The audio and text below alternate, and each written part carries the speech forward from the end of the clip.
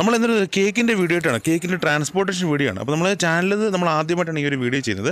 സാധാരണ നമ്മൾ യൂട്യൂബ് നോക്കിയപ്പോഴത്തേനും ഇങ്ങനത്തെ വീഡിയോസൊക്കെ വളരെ കുറവാണ്. നമുക്ക് എത്രയും കോസ്റ്റ് എഫക്റ്റീവായിട്ട് നമുക്ക് ലോങ് ഡിസ്റ്റൻസിൽ നമ്മുടെ കേക്കിൻ്റെ ഓർഡർ കിട്ടിയാൽ എങ്ങനെ കൊണ്ടുപോകാം, വളരെ ബഡ്ജറ്റ് ഫ്രണ്ട്ലി ആയിട്ട് നമുക്ക് കൊണ്ടുപോകാൻ പറ്റുന്നൊരു വീഡിയോ ആണ്. നമ്മൾ യൂട്യൂബിൽ നോക്കിയപ്പോഴും അങ്ങനത്തെ വീഡിയോസൊക്കെ വളരെ കുറവാണ്. അപ്പോൾ നമുക്ക് ഈസി ആയിട്ട് എങ്ങനെ നമ്മുടെ കേക്ക് ഒരു ഇപ്പോൾ ട്രിവാൻഡ്രത്ത് നിന്ന് നമുക്ക് കോട്ടയത്ത് കൊണ്ടുപോകണം, അല്ലെങ്കിൽ തൃശ്ശൂർ കൊണ്ടുപോകണം, എങ്ങനെ നമുക്ക് കൊണ്ടുപോകും. അപ്പോൾ നമ്മൾ കേക്ക് ചെയ്തതിന് ശേഷം ആ ബക്കറ്റിൻ്റെ ഒരു ചെറിയ ബക്കറ്റിൻ്റെ അടപ്പിൽ കേക്ക് എടുത്ത് വെച്ചിട്ട് ഇതേപോലെ ആ ബക്കറ്റ് അപ്സൈഡ് ഡൗൺ ആയിട്ട് അടയ്ക്കുക.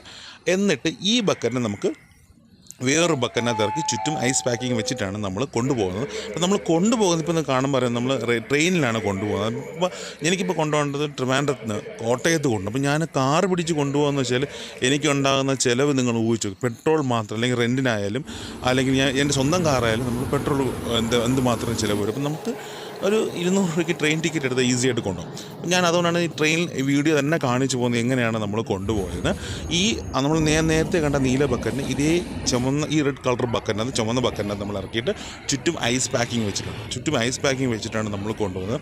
ഏകദേശം ഞാൻ 11 മണിക്ക് കയറി, നിങ്ങൾക്ക് ഊഹിക്കാം 11 മണിക്ക് ട്രിവാൻഡ്രത്ത് നിന്ന് കയറി കഴിഞ്ഞാൽ നമുക്ക് കോട്ടയം എത്രത്തെ സമയം എടുക്കും. അത്രയും സമയം വരെ കേക്ക് ഒരു കുഴപ്പമില്ല. കോട്ടയത്താണ് കൊണ്ടുപോകുന്നത് എന്താ പ്രൂഫെന്ന് ചോദിച്ചു കഴിഞ്ഞാൽ ഈ സാധനം കണ്ടാൽ നിങ്ങൾക്ക് എല്ലാവർക്കും മനസ്സിലാവും കോട്ടയമാണോ അല്ലേ. ഈ സാധനം കണ്ടാൽ ഏറെക്കുറെ എല്ലാവർക്കും അറിയാം കോട്ടയമാണോ അല്ലേ എന്നുള്ള കാര്യം. അപ്പോൾ നമ്മൾ കോട്ടയത്ത് എത്തിയതിന് ശേഷമാണ് ഞാൻ അത്രയും വരെ കേക്കിന് ഒരു കുഴപ്പമില്ല. ഇതിൻ്റെ നെക്സ്റ്റ് ഡേ ആണ് അവരെ വെഡ്ഡിങ് നടക്കുന്നത്. അപ്പോൾ നമുക്ക് അന്ന് അവരൊരു വീട്ടിലൊരു കേക്ക് വെക്കാനുള്ള അറേഞ്ച്മെൻറ്റ്സൊക്കെ ചെയ്തു തന്നു. ഇപ്പം നമ്മൾ ആ റെഡ് ബക്കറ്റിൽ നിന്നാണ് കേക്കിനെ നമ്മൾ പുറത്തെടുത്ത് ഫ്രിഡ്ജിൽ വെക്കും. ഇപ്പോൾ വരെ ഒരു കുഴപ്പവും സംഭവിച്ചില്ല. കേക്ക് നമ്മൾ പെർഫെക്റ്റായിട്ട് ഇരിപ്പുണ്ട്. നമ്മൾ നെക്സ്റ്റ് ഡേ ആണ് നമ്മൾ കേക്ക് ഡെക്കറേഷൻ ചെയ്തതും കാര്യങ്ങളൊക്കെ. പക്ഷേ ഇതിൻ്റെ ഡീറ്റെയിൽ വീഡിയോ ഓൾറെഡി നമ്മുടെ ചാനലിൽ ഇട്ടിട്ടുണ്ട്. ഇപ്പോൾ നമ്മൾ ജസ്റ്റ് ആ ട്രാൻസ്പോർട്ടേഷൻ്റെ കാര്യം എംഫസൈസ് ചെയ്ത് പറയാൻ വേണ്ടിയിട്ട് മാത്രമാണ് ഞാൻ ഇങ്ങനൊരു വീഡിയോ ചെയ്തത്. ഒരു കുഴപ്പവും ഇല്ലാതെ നമുക്ക് കേക്ക് നമ്മൾ എങ്ങനെയാണോ വീട്ടിൽ ചെയ്തത് അതേപോലെ തന്നെ നമുക്ക് ട്രാൻസ്പോർട്ട് ചെയ്ത് കൊണ്ടുപോകാൻ പറ്റി. അപ്പം നിങ്ങൾ ഇതേപോലെ ലോങ് ഡിസ്റ്റൻസ് ഓർഡർ കിട്ടുന്ന ആരും വിട്ട് കളയേണ്ട.